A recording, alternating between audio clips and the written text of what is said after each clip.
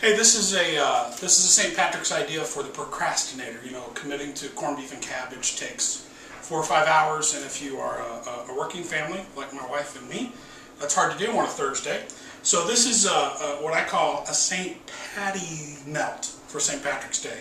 It uses all the components of corned beef and cabbage. We've got deli corned beef, and we have some coleslaw mix, some Thousand Island dressing, some cheese, and some rye bread, and we're going to make kind of a variation on a Reuben. It's a Reuben, but instead of Swiss cheese, we're going to use this, it's called a Dubliner. It's kind of like a cheddar, but it's imported from Ireland, so there's an Irish part of it. Of course, coleslaw mix is cabbage. And so that's what makes it kind of a St. Patrick's Day melt. And this Thousand Island I found is actually yogurt based, so it's a little bit lower fat.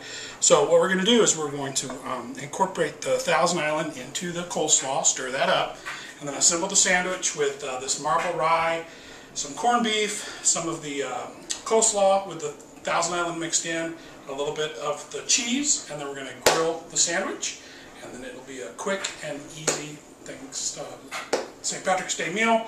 Stop by the store and you can have this ready in 20 minutes to feed your family for St. Patrick's Day. Okay, first thing I'm going to do is mix in this Thousand Island into the dressing. I didn't really measure it, I just kind of estimated. We're doing probably 4 sandwiches for my family.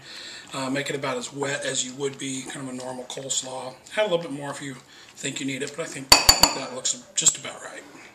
Alright, we're going to take a couple slices of this corned beef. Get it ready to go.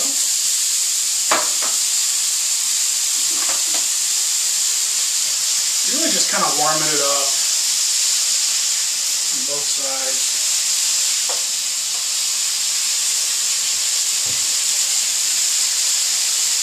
And then pile it together for the size that you need for your sandwich.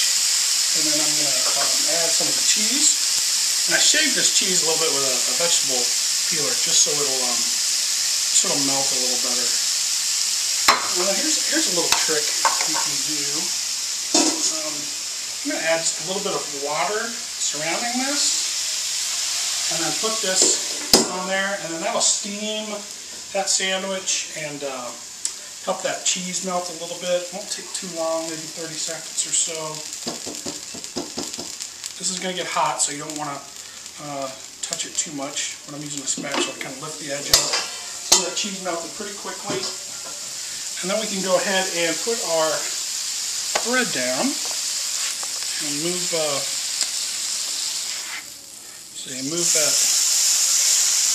onto the bread. And we'll add some of our Thousand Island. Sure.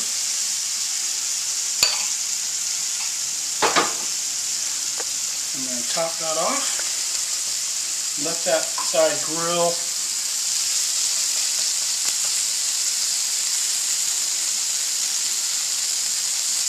And we'll give it a flip. You can add some brushed butter, some brushed melted butter on either side of this bread, but that's going to add fat and calories, and I think it'll get fairly crisp without it. Starting to harden up there a little bit. Just want to crisp it a little bit to give it some texture. And that should be just about all you need. So we'll take it off the grill and cut it and get it ready to serve. Alright, you know it's a weeknight, so I'm going to keep things pretty simple. And I'm just going to serve, I'm going to cut this, serve it with a little bit of fruit salad. And we will call this dinner. So, happy St. Patrick's Day.